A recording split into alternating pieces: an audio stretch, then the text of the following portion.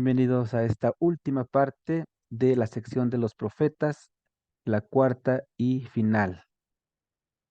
Estamos entonces con los profetas después del exilio. Les comparto la pantalla para comenzar con los últimos que nos quedan.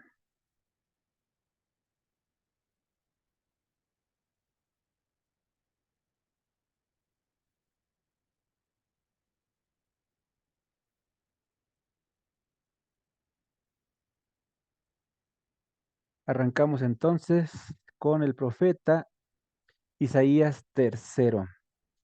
Ya hemos visto cómo es un libro muy grande.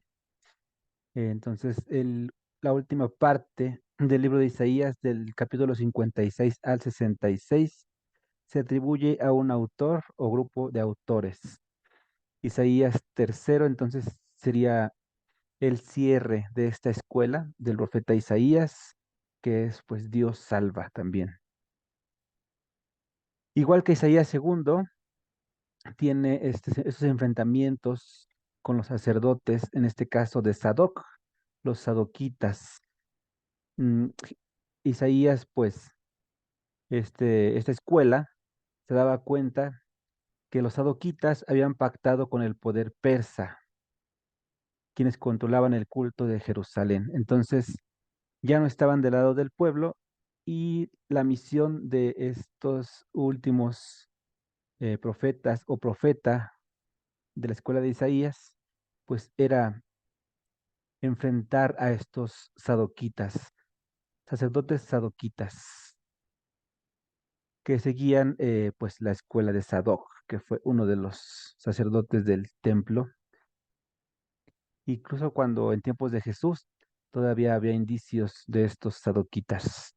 Fue un movimiento, porque la política y la religión eran pues una sola cosa en esos tiempos. No estaba dividido. Nosotros que, bueno, la mayoría que vivimos en países republicanos, democráticos, donde todo está pues ordenado de una manera separada.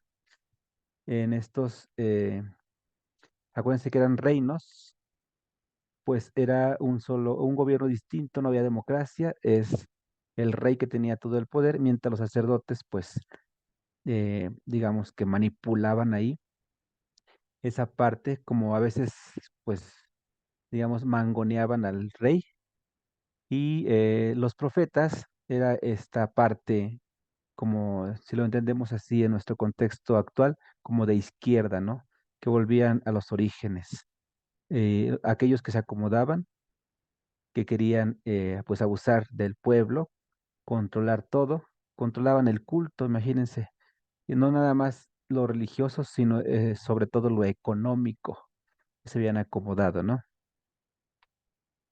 Y pues estaban ahí de acuerdo con el gobierno persa, no les importaba el pueblo de Israel. Por eso Isaías III promueve una transformación universal. Es lo que nosotros entendemos como la democracia sobre el culto del templo y la vida del pueblo. Esta, pues es una profecía realmente, porque estamos hablando del siglo sexto, tercero. También estaban haciendo este poder del pueblo en la cultura griega. Los pueblos estaban cambiando, se estaban transformando, y el pueblo de Israel también tenía que tener una transformación, ya no sufrir el autoritarismo, sino que también el pueblo se manifestara. Los profetas estaban del lado de Dios, y como Dios ama a su pueblo, pues de alguna manera estaban del lado del pueblo, sobre todo cuando el pueblo es abusado, aplastado por los reyes, en este caso el poder persa y los sadoquitas. Y esta frase que está en un poquito naranja, cielo nuevo y tierra nueva, esta la vamos a encontrar también en el Apocalipsis y en varios otros profetas, eh, porque el Apocalipsis también cita mucho los profetas. No es algo que sea totalmente novedoso, sino que es una colección, el libro del Apocalipsis del Nuevo Testamento, una colección de varios segmentos de algunos profetas. Ahorita vamos a encontrarnos otros pasos. Si han leído el Apocalipsis, van a encontrar frases de los profetas que van a aparecer allá. Cielo nuevo y tierra nueva. Esta es la promesa de Isaías, donde todos los pueblos se van a congregar y una salvación universal y transformación para todos, no solamente para los judíos, sino todos los pueblos que quieran creer en el Dios, en el verdadero Dios de Abraham. Luego tenemos al profeta Malaquías. Malaquí o Malají significa mi mensajero. El verbo es malaj, es enviar. Estamos hablando del siglo quinto y cuarto antes de Cristo. Y su libro está ubicado como último profeta, especialmente en la Biblia de Jerusalén. La Biblia de Jerusalén es especial en el estudio de la Biblia porque se dice que es la que se usa para estudio por todas las referencias, las anotaciones que tiene esta Biblia. Y en esta Biblia de Jerusalén que está pues editada en España y que tiene muchos vosotros, voice, o sea, todo esto así como pues españolizado, no en nuestro contexto, sino de España. Ubica al profeta Malaquías al final del Antiguo Testamento. De hecho, es una de las preguntas de examen que me hicieron cuando estudié la teología. ¿Con cuál libro termina el Antiguo Testamento? Me lo dijo mi profesor de Pentateuco. Yo le dije, pues, ¿cuál Biblia me está hablando?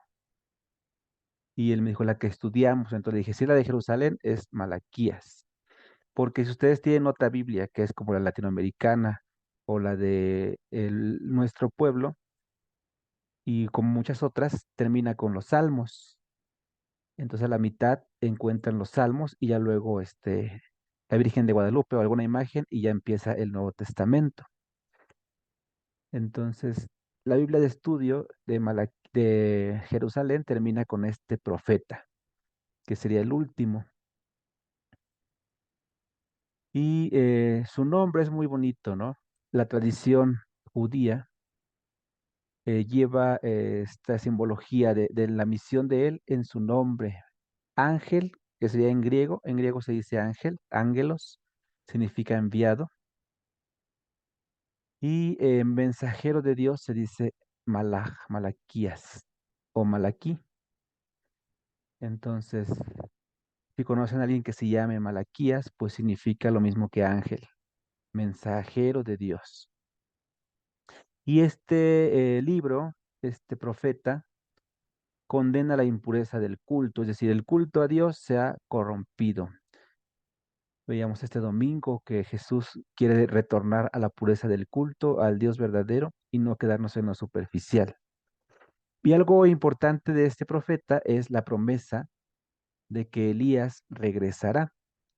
Les había comentado que el profeta Elías es de los primeros que se habla que subieron al cielo y fueron llevados al cielo, lo que conocemos como asunción, fue asunto al cielo, pero a él no se lo llevaron los ángeles, sino que se lo llevó un carro de fuego. Entonces, él está vivo y está con Dios y va a regresar. Esta es la promesa. El profeta Elías regresará. Escatos es como al final de los tiempos. Va a regresar Elías. Por eso a Jesús y a Juan se les preguntaba, ¿no? ¿Quién es Elías? Ah, pues es este. Y Jesús dijo que era Juan. Ya Elías ya vino y ya hasta le cortaron la cabeza, ¿verdad? Entonces Juan es la representación de Elías que regresó, digamos, como no reencarnado, porque nosotros no creemos en la reencarnación, sino en la misión. O sea, la misión de Elías regresó y en la persona del profeta Juan el Bautista. Cuando Elías regrese, restaurará el pueblo y preparará el camino antes de la llegada definitiva de Dios. Por eso les puse la cita de Marcos 1, del 1 al 3, que es como empieza el Evangelio de Marcos. Ya pronto nos acercamos al Nuevo Testamento, pero Marcos enfatiza: arrepiéntanse y crean en el Evangelio. El reino de Dios está cerca. Preparen el camino, ya viene. Entonces, por eso Juan el Bautista va a representar esta venida escatológica de Elías. ¿Quién fue el profeta que predijo esto, que anunció esto? Fue Malaquías. Vimos pues, en el tiempo anterior el adviento de los profetas que se retoman para el adviento es el profeta Malaquías. Mientras que para la cuaresma, ahorita les digo quién se retoma. Pero antes vemos a Zacarías segundo. La semana pasada vimos al primero. También es un libro pues dividido en dos pues personajes por la extensión y también como una escuela. Zacarías significa recordado por Dios, un nombre también muy especial. Y este segundo, Zacarías, es un autor desconocido y se le atribuyen los capítulos del 9 al 14, M. L, del siglo IV antes de Cristo. Nos acercamos ya a la venida de Jesús. Esta parte del libro, entonces, es esta profecía sobre el juicio de las naciones. Las naciones van a tener un juicio, el Mesías va a llegar, esa es la esperanza mesiánica. El ungido, eso significa Mesías, ungido, el ungido de Dios, ya está por llegar. Y se va a restaurar Israel con esta concepción de que van a tener un solo rey, así como David y como Salomón, un solo reino, ya no dividido, y los poderes de los pueblos que los han oprimido, pues van a ser derribados. Por eso, el capítulo 14 también va a presentar una visión apocalíptica. No les dije hace rato, pero Apocalipsis es una palabra griega que significa revelación. Entonces Dios va a revelar al final de los tiempos o el fin de la historia, va a haber una revelación, una manifestación. Según Zacarías, va a ser una batalla, un combate final contra Jerusalén, que es la tribu de Judá, o el reino de Judá, que es el que queda vigente, vivo, digamos. Acuérdense que el reino del norte ya no existía, Samaria. Los samaritanos sí, pero el reino ya no. El poder pues lo tenían otros pueblos. Aunque Persia todavía dominaba Jerusalén, pero les permitían el culto, ¿no? Por eso ya no hablamos de Samaria, allá ya no hay templo, no hay nada, todo está en Jerusalén. En Jerusalén está pues todavía el culto. Es el segundo templo. Acuérdense que el primero los babilónicos o babilonios lo destruyeron y con Ciro el Grande tenemos el segundo. Estamos hablando del segundo templo, el que conoció Jesús. Y ahí en Jerusalén, donde está ese templo, va a haber una batalla. Van a luchar todos los sobrevivientes, o sea, los que estaban exiliados, pero han regresado del exilio y van a vencer. Dios va a vencer y los enemigos serán derrotados. Entonces, por eso esperaban a un Mesías guerrero, un Mesías líder para guiar el ejército, guiar los que iban a luchar para vencer a todos los que los oprimían. O sea, una batalla sangrienta, una guerra. Esto decía Zacarías. Vamos ahora con Jonás. Este es el profeta que usamos en el miércoles de ceniza. Nos prepara para la cuaresma, para la conversión. Iona. Iona significa paloma, así literalmente es la palabra para definir la paloma en hebreo. el animalito, la paloma, que es diferente al pichón, ¿verdad? Que la paloma pues tiene la característica de ser completamente blanca y especialmente pues su comportamiento como animalito pues es muy sencillo, decía Jesús en el Evangelio, sencillos como palomas, porque no tiene más adorno que un color, la elegancia, pero también en el movimiento, la tranquilidad, la paz, porque la paloma se comporta, vive solo para comer, volar, incluso la usaban para mensajeras, ¿verdad? Palomas mensajeras, lleva el mensaje, o sea que es un animalito muy noble y representa pues la paz. Por eso Jonás trae este nombre, es la paz. ¿Por qué no se llamó Shalom, que significa paz y bienestar? ¿Por qué se llama Jonás? Pues porque Jonás va a representar el mensaje también, porque es enviado. Jonás fue uno de los profetas más tercos para aceptar la misión o el llamado de Dios. Por eso se representa con esta parábola. Una parábola es una confrontación, una comparación. Incluso en las matemáticas, en la geometría, se habla de la parábola, que es lo que hace esto así, ¿no? Como que ir y regresar, momentos, dos puntos que se encuentran de frente. Es lo que hacía Jesús. Jesús usaba parábolas, ¿no? Para darnos un mensaje.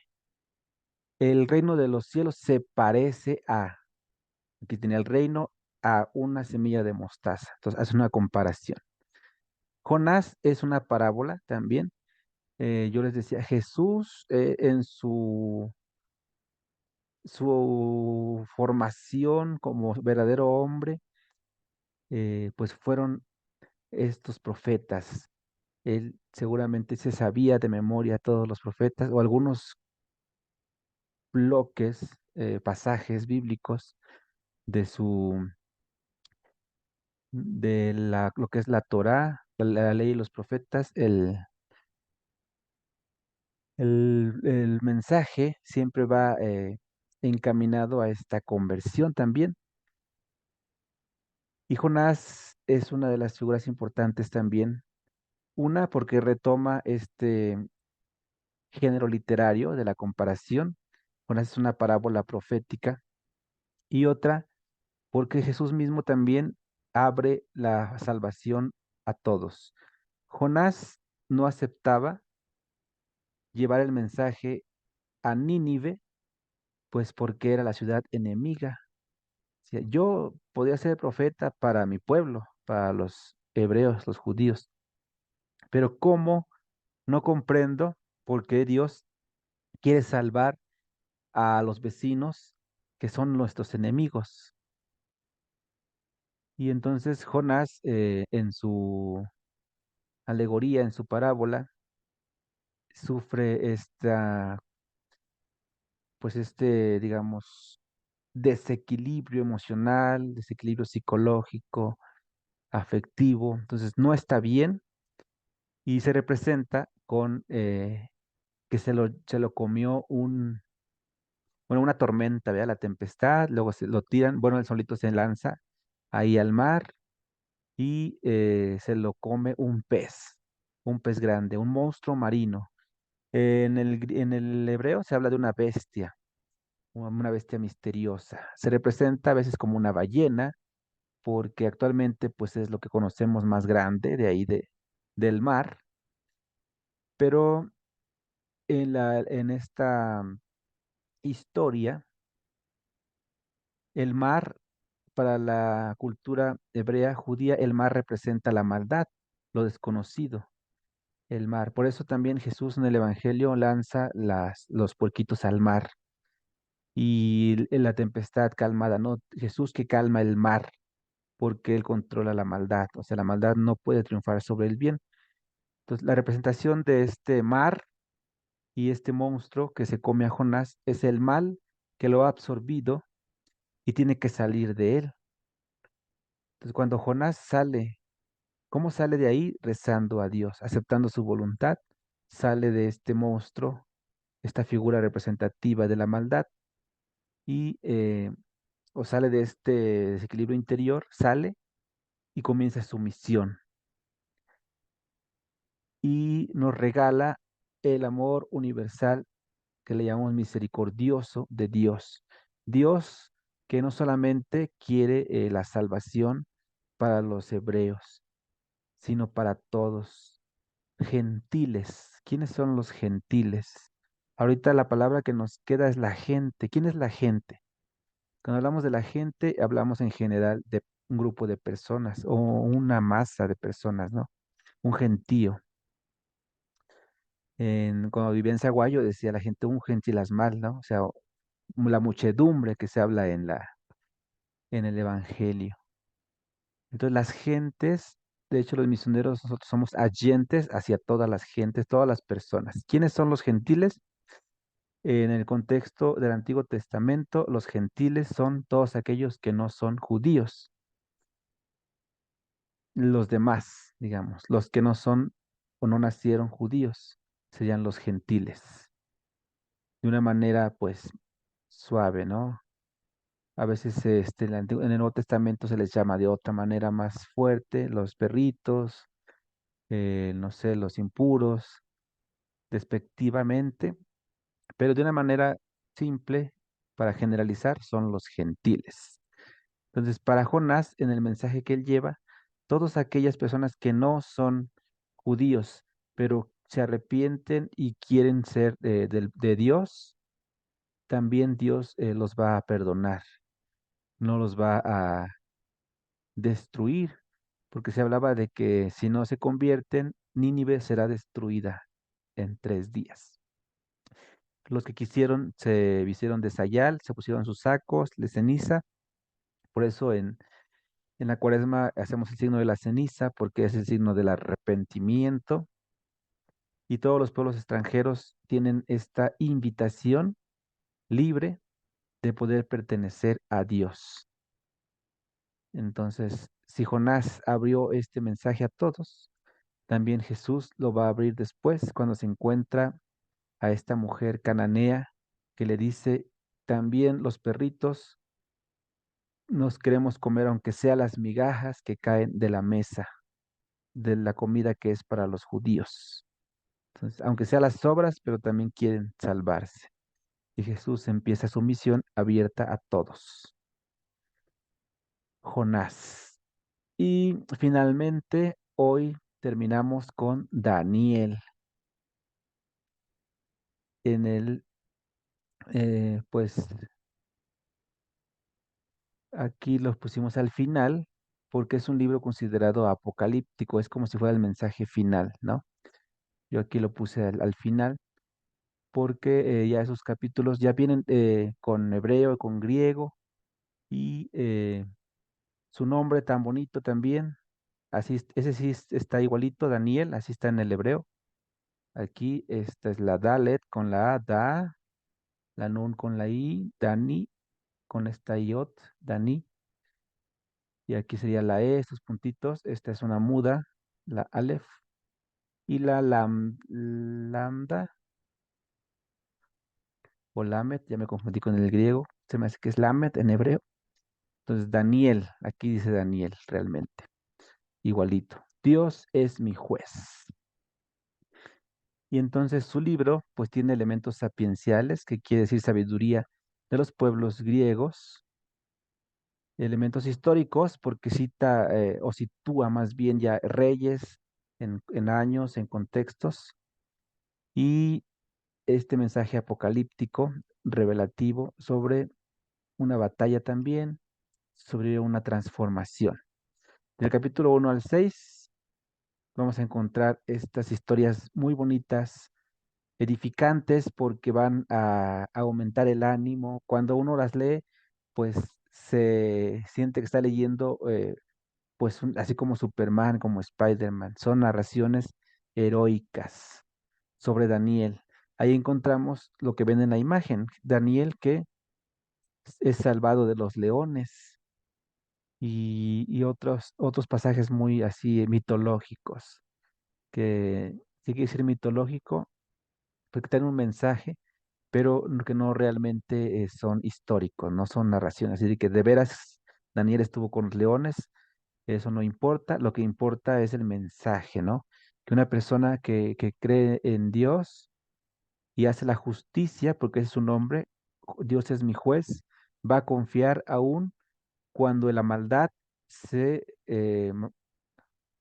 manifieste así como hasta como un león, ¿no? Una persona que hace la justicia, que tiene fe, puede vencer hasta un león. Del capítulo 7 al 12 ya empiezan estos visiones apocalípticas y ahí encontramos las bestias y el Hijo del Hombre, que también hemos escuchado o leído en el Apocalipsis. Las bestias, estas representaciones de maldad que van a ser destruidas. Y el Hijo del Hombre es una frase que ya usaba Ezequiel y que Daniel retoma y que nosotros, los que somos cristianos, ya lo relacionamos directamente con Jesús, verdadero hombre, verdadero Dios, verdadero hombre. Y el juicio final, y habla, o sea, el juicio final es igual como en el Apocalipsis que del Nuevo Testamento y la resurrección de los muertos, que todos aquellos que creen en el Hijo del Hombre van a tener vida, la vida que no se acaba. Entonces, el Apocalipsis no es que le copió a Daniel, el del Nuevo Testamento, sino que retoma elementos de él, elementos de Malaquías, elementos de otros profetas, para hacer un solo libro que se llama Revelación. El Apocalipsis, el libro de la Revelación, que veremos pues al final de nuestro taller, ¿verdad? Vamos en orden de cómo aparecen más o menos en las Biblias. Les decía, en la de Jerusalén, Malaquías aparece al final, y aquí les puse Daniel porque es apocalíptico y cierra nuestros profetas. Y entonces de Daniel quise tomar el capítulo 13, es sobre Susana, aquí ya no le cambié, pero es Susana, con los viejitos, estos de acá. A ver, no, le voy a cambiar porque si no se van a confundir.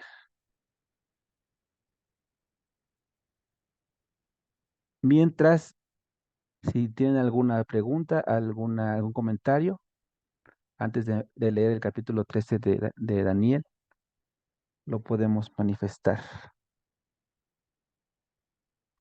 ¿Todo bien? ¿Siguen ahí?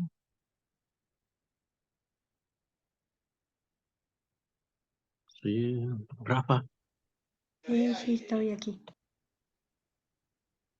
Y entonces ya que estos, Jonás, ajá, una imagen de la cuaresma. Yo así lo he visto porque ya ves que la cuaresma inicia con ceniza. Cuaresma son 40 días, así es, ayuno, oración, penitencia. Y Jonás predicó el ayuno, la oración, la penitencia, se arrepintieron y se echaron ceniza, desde el rey hasta el menor. Yo he visto como una imagen como Jonás en la cuaresma. así es, Toño. Sí. Y ahorita, pues fíjense que pueden ampliar esta visión, considerando que Jonás fue el profeta que abrió, bueno, aparte de Isaías, en el mensaje, pero Jonás llevó el mensaje específicamente a los no judíos, a los que no eran de sangre hebrea ni de religión judía, los gentiles, así como después San Pablo en el Nuevo Testamento. Jonás es una figura importante, pues porque también nos toca a nosotros. Nosotros no somos judíos de nacimiento, menos de religión, entonces, pues por eso leemos a Jonás, porque el mensaje es para todos, es universal, cuando empezamos la cuaresma. Y de los otros profetas, pues también vean que cada uno tiene sus particularidades. Miren, el capítulo 13 de Daniel es bien grande, bien extenso. Entonces, pues les voy a pedir que vayan checando su Biblia y si en algo pues me equivoco, pues me corrigen, ¿sale? Eh, Porque les voy a contar la historia más de una manera más sencilla, ¿no? Entonces, no lo vamos a leer todo porque es muchísimo, ya lo leen con calma, pero me imagino que ya se saben la historia, es que son 64 versículos. Pero la historia, pues lo esencial es lo que les voy a compartir, ¿no? Entonces tenemos a esos personajes. Susana, que era esposa de Joaquín, y vivían en Babilonia. Estamos hablando entonces que están en un momento, así todavía como dependiendo de este pueblo. Es que es un relato griego, es una historia, no, no significa que pasó, pero la enseñanza es lo importante. Esto es como una leyenda. Y ahí están en el libro de Daniel, después del capítulo 12 cuando nos habla de la resurrección y la salvación, está como un agregado, porque Daniel participa en esta historia. Entonces, pues Joaquín era rico y tenía esta esposa y otras más, pero hasta tenían criadas, ¿no?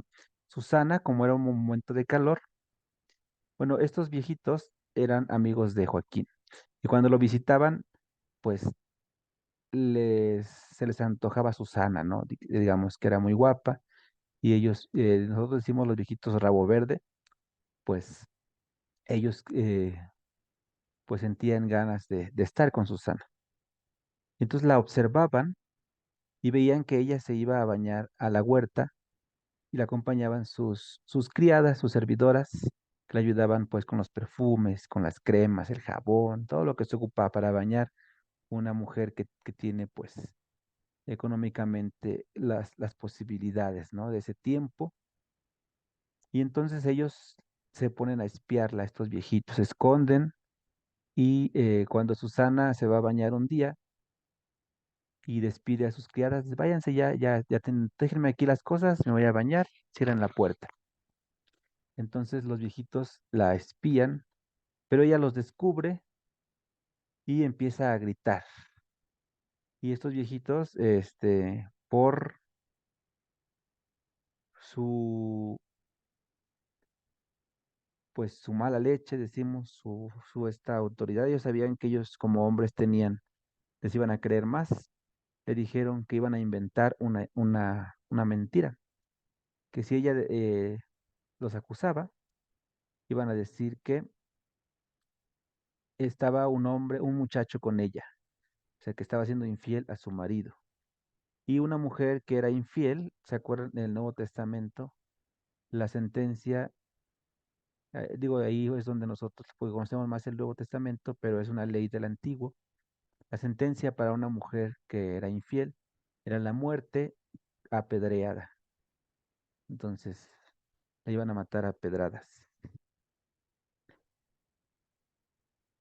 Y ella dice esta frase, no tengo escapatoria. Si hago eso, seré rea de muerte. Y si no lo hago, no escaparé de sus manos. O sea, ella no tenía opción. Dice, si los acuso, ustedes van a mentir y van a creerles a ustedes y me van a matar. Si no los acuso, ustedes me van ahora sí que a violar. Y entonces ella toma la decisión, dice en el versículo 23, prefiero no hacerlo y, o sea, no caer en sus manos, pero porque no quiero pecar contra Dios. Prefiere morir apedreada antes que ser infiel a su esposo o dejarse, pues, violar. Y gritó. Entonces llega la gente, le dijeron a Joaquín, los dos viejitos vienen, se hace el escándalo y la llevan al juicio. Entonces ella llora y solo guarda, digo, levanta la vista al cielo. Es que guardar es en italiano, es mirar, miró al cielo y su corazón confiaba en el Señor.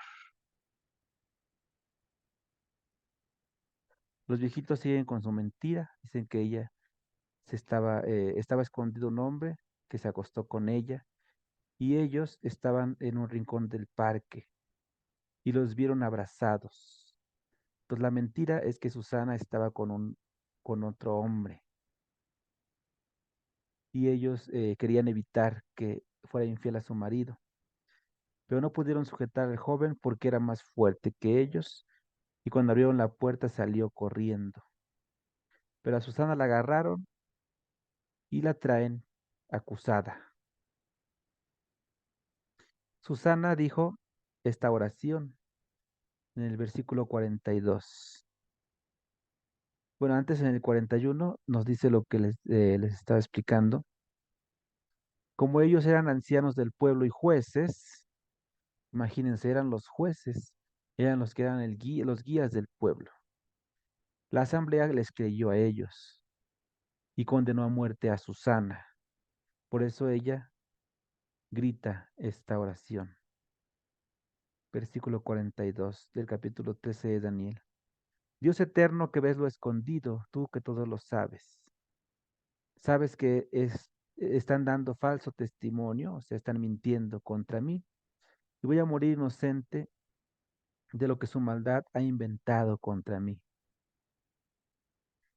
La narración continúa diciendo que Dios escuchó su oración e inspiró a un joven que estaba presente, porque era un juicio público, entonces estaba mucha gente ahí viendo, algunos me imagino ya con la piedra en la mano para la sentencia, ejecutar la sentencia, para matar a Susana.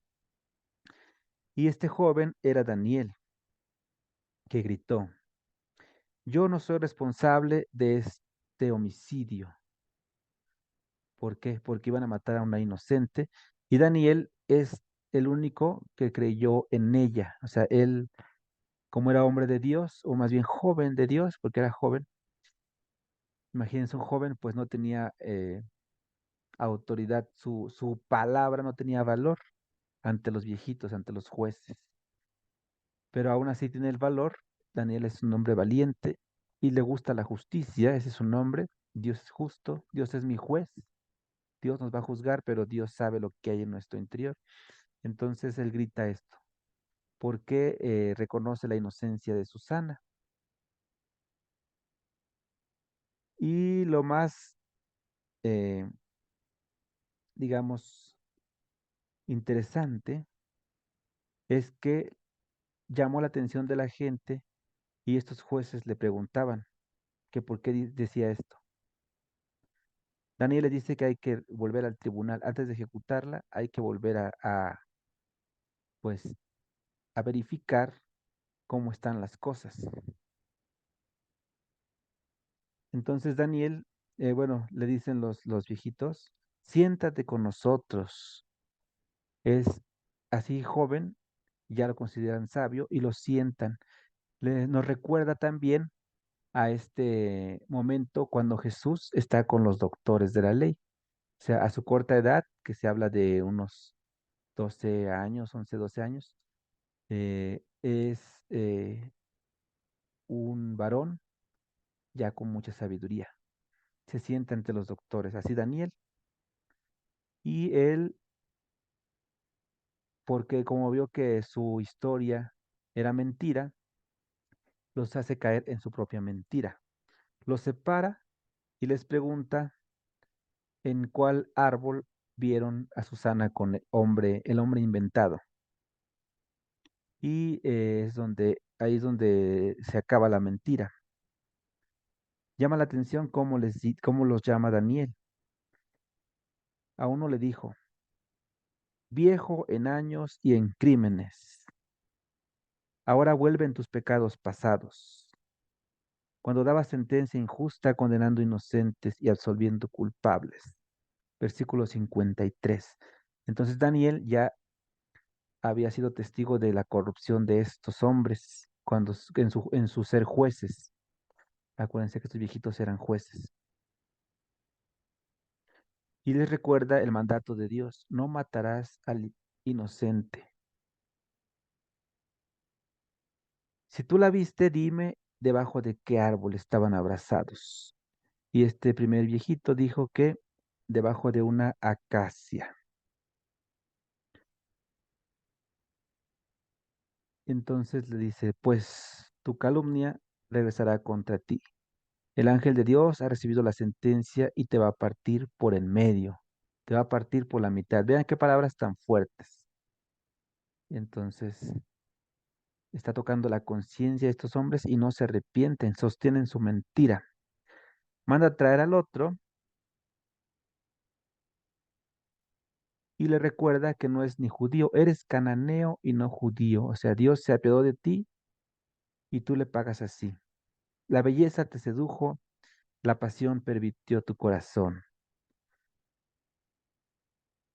Y Daniel en el versículo 57 está diciendo que ya venían haciendo esto desde hace mucho tiempo. Eso hacían con las mujeres israelitas. O sea, ya lo venían haciendo, ya era como una mala costumbre que hacían los viejitos. Y por miedo se acostaban con ustedes. Pero una mujer judía no ha tolerado la maldad de ustedes. Es importante este versículo 57 porque está haciendo diferencia entre mujer israelita y mujer judía. ¿Qué significa esto? No es lo mismo ser israelita que judío.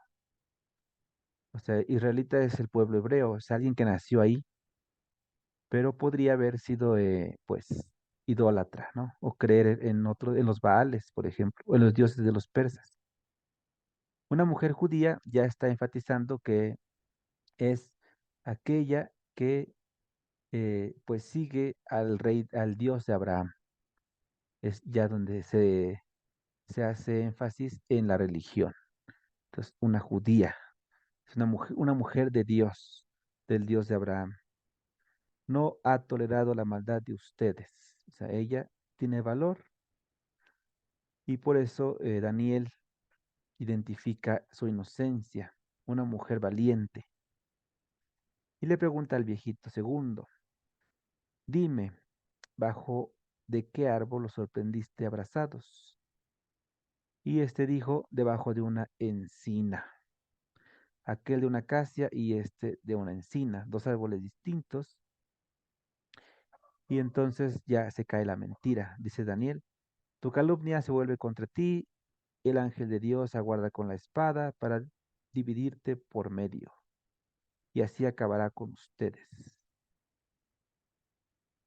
Y como estas preguntas las hizo en público, la asamblea se puso a gritar bendiciendo a Dios.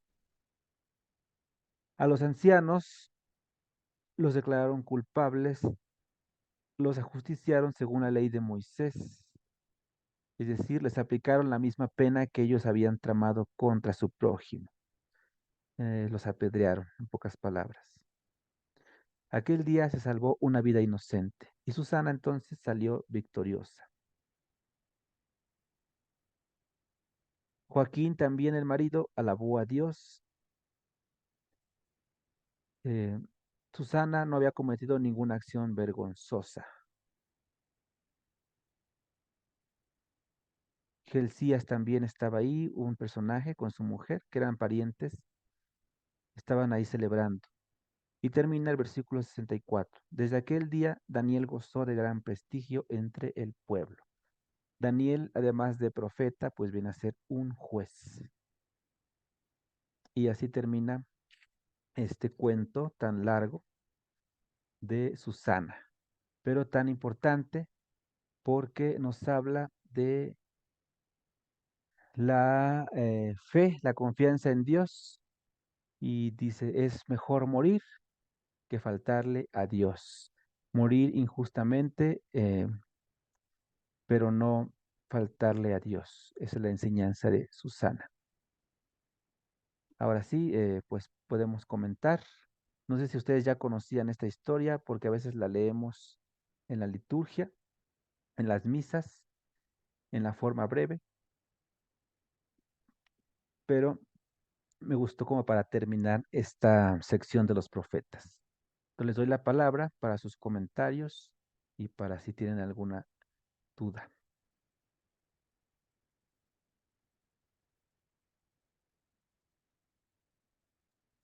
Si alguien quiere comentar y ya después yo, Rafa. A ver, dice Toño que ahora, como ya habló, les deja la palabra también. ¿Verdad, Toño? Primero las damas, dice.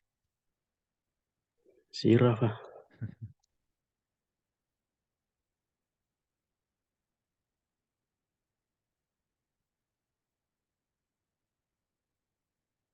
¿Les gustó la historia? ¿Fue clara? ¿La volvemos a leer? No, no se crea. Los profetas que vimos. También pueden ser preguntas de los otros profetas, ¿eh?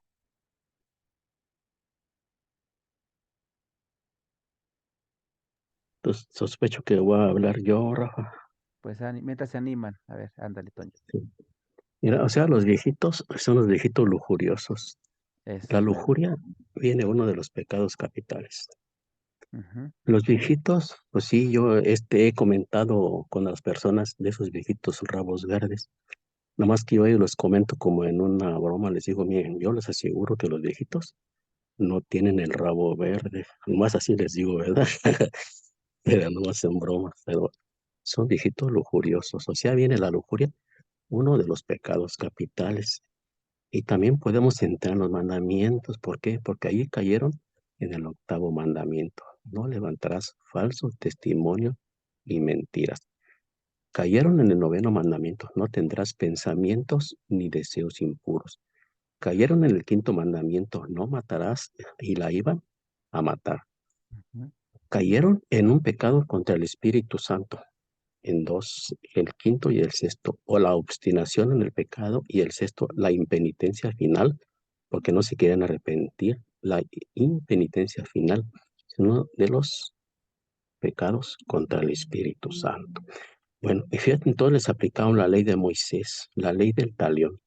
Sí, ya ves, acuérdate que antes estaba el código de Hammurabi, y luego estaba la ley del talión, y luego estaba la ley del amor. Entonces les aplicaron la ley del talión, ojo por ojo, diente por diente. Les aplicaban el mismo castigo que le iban a aplicar a ella. Que habían O sea, pedido. antes era la lapidación. Entonces yo sospecho que a lo mejor ellos las lapidaron, ¿verdad? La ley del talión. Es todo, Rafa. Sí, fíjate, también me llama la atención que no tienen nombre, los ancianos nada más. Y Susana sí tiene nombre. O sea, es porque estos relatos, es un relato griego. De hecho, este libro de Daniel, pues, el profeta Daniel, pues tuvo complicaciones. Algunas partes no están, o lo que no está en hebreo, no está en la literatura de los judíos, ¿no? Y como esto viene de otra cultura, nosotros sí, sí, aceptamos el griego también como lengua de Dios. Y este pasaje es importante. Entonces Susana viene a ser un personaje como ejemplar. Entonces, mitológico, pero de enseñanza con moral, con religión, con ética, ¿no? Entonces, cuando nosotros en la liturgia lo usamos en nuestra iglesia, nos ayuda como guía para llevar una vida recta, una vida con Dios, ya, como decía Toño, ya llena de todos esos pecados, también el de la impureza, ¿no? No, de la fornicación, o sea, ellos querían, pues, fornicar con ella, ¿no? Entonces, la lujuria, todo esto que es la maldad, pues, será vencida con la justicia. Este libro de Daniel así nos va, cada relato que ustedes van a encontrar, como el de los leones también, cuando Dios escribe con su dedo la sentencia de un rey que se burla de Dios usando es el hijo de Nabucodonosor, usando los objetos sagrados, digamos, como similar al cáliz que usamos en la misa, y con eso se emborracha, ¿no? Entonces, Este, es una burla contra Dios y viene castigado este rey. Así, de esos de tipo de historias encontramos en Daniel, que pues, aunque no son muchos capítulos, sí son largos. Son 14, pero por ejemplo el 13 pues tenía 64 versículos y el 14 tiene 42. O sea, son capítulos con sí, con muchos versículos. Son capítulos largos. Bien. Entonces, ¿ya se animaron? Oye, Rafa, ¿te puedo hacer una pregunta? Claro. O sea que Elías no murió. Elías fue al cielo, pero no murió. Elías va a regresar, pero y Enoc, porque Enoc tampoco murió. Entonces, donde dice Apocalipsis 11 que nos habla de los dos testigos, ¿no se refiere a esos, Rafa? Es que Enoch es de otra tradición, de hecho es de allá del capítulo 5 del Génesis y son libros apócrifos, de hecho, los de Enoch.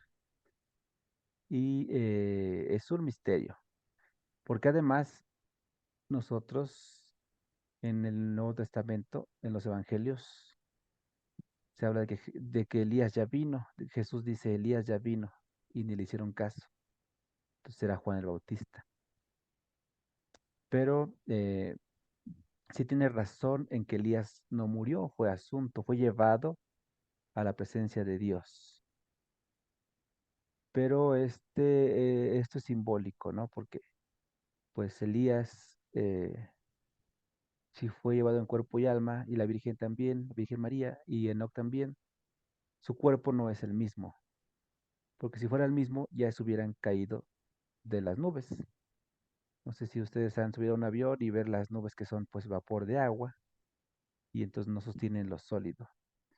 Entonces se habla de un cuerpo diferente, un cuerpo glorioso, es una resurrección realmente, pero manifestada en la asunción, o sea, su identidad, hablamos de su identidad. Elías sigue siendo Elías y así está vivo en la presencia de Dios, se lo llevó un carro de fuego, como para decir, no vive, sigue vivo, os digo, no murió, sigue vivo.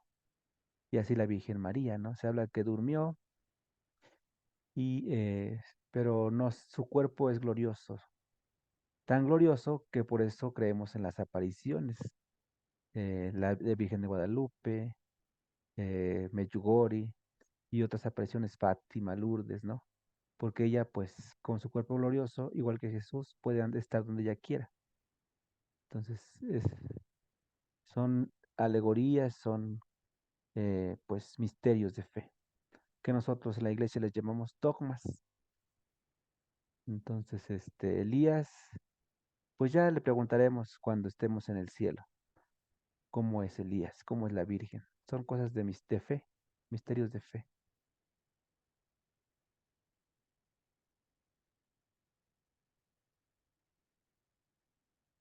Entonces, en cuanto a tu pregunta, Toño, pues no puedo decirte que sí es Enoc y Elías los testigos que habla el Apocalipsis. Eso es porque el Apocalipsis es un libro bien complejo, pero muy bonito. Entonces lo dejamos abierto, Así es, Rafa. lo Es dejamos que como ahorita una en el Nuevo posibilidad. Testamento están dos en el cielo, Jesús y María, que son la primicia de la iglesia. Ujú. Porque el Apocalipsis se interpreta de diferentes maneras, ¿no? Entonces, una interpretación sería esta que nos presentas y hay otras interpretaciones pastorales, pues digamos un poquito más conservadoras también. Entonces depende más bien la visión que uno le quiera dar. Pero pues importante es saber de dónde viene el Apocalipsis. Si ustedes toman ese libro, pues van a encontrar referencias, por ejemplo, en el capítulo 4 que hace la referencia a Ezequiel, eh, cuando hace referencia a Daniel en esta luna de sangre, las bestias.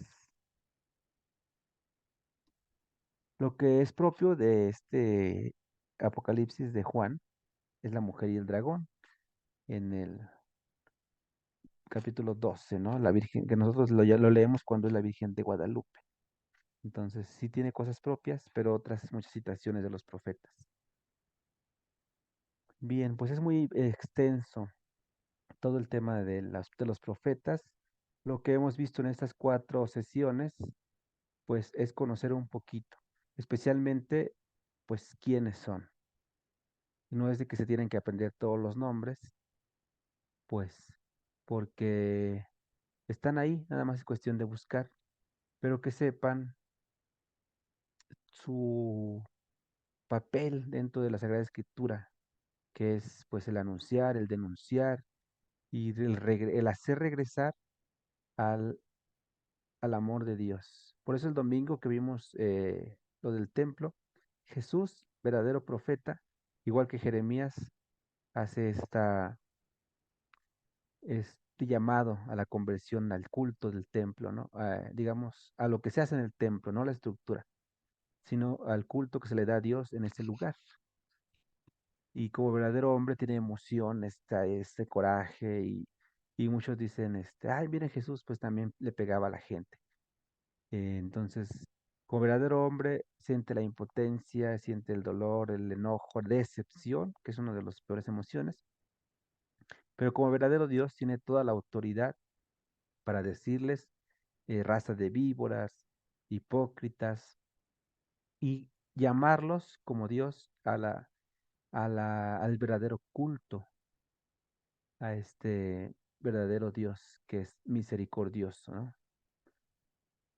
Entonces, por eso es importante conocer a los profetas, porque nos van a dar una imagen de Jesús, para entender por qué Jesús se comportaba así, y no como sus familias decían que estaba loco. Entonces ya después veremos por qué decían eso, cuando veamos el Nuevo Testamento. Bien, pues última oportunidad, si nadie quiere hablar, sino para ir concluyendo.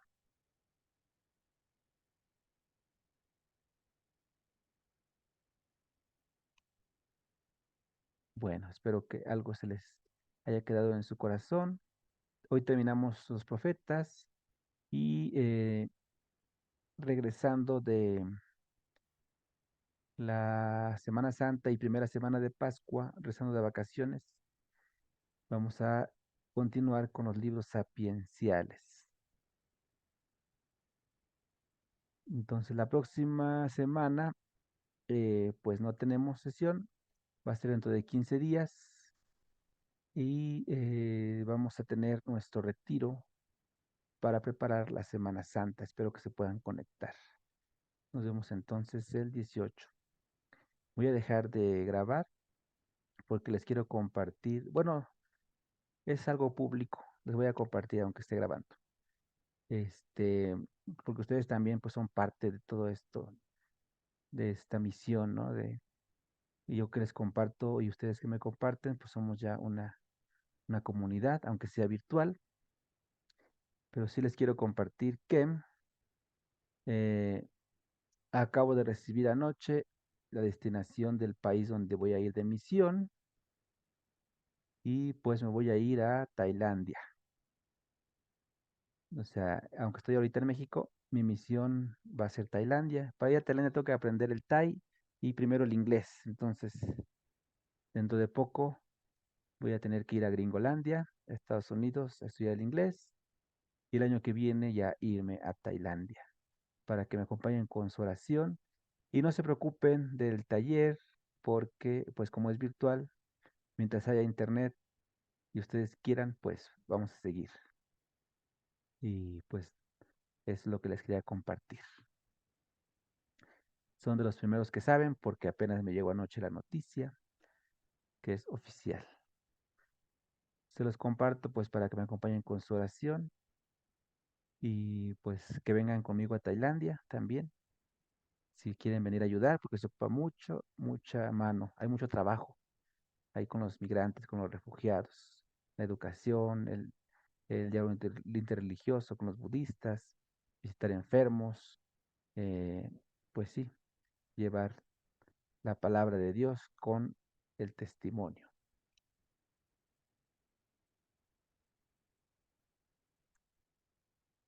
Pues así las cosas.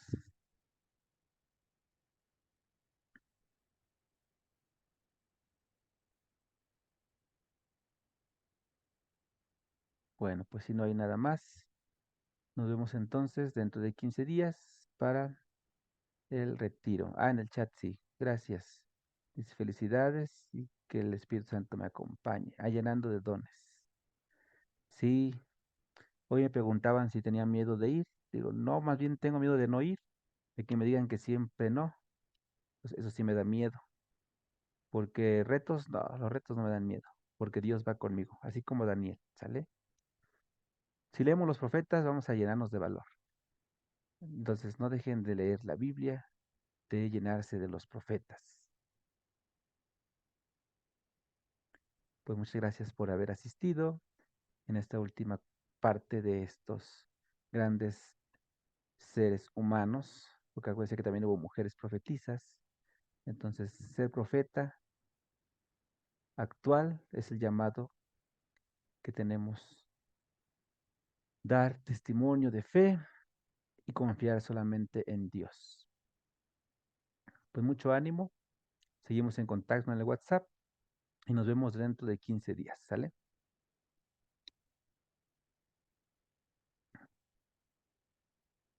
Bueno, pues nos vemos, que estén bien. Gracias igualmente y muchas felicidades, Rafa, Gracias, ahí está el por pulgar esta de nueva like. experiencia y ojalá sigamos en contacto siempre. Así bien. Paz y bien. Muy bien. ¿Ya sabes lo que quiero hacer? Sí. Espera, déjame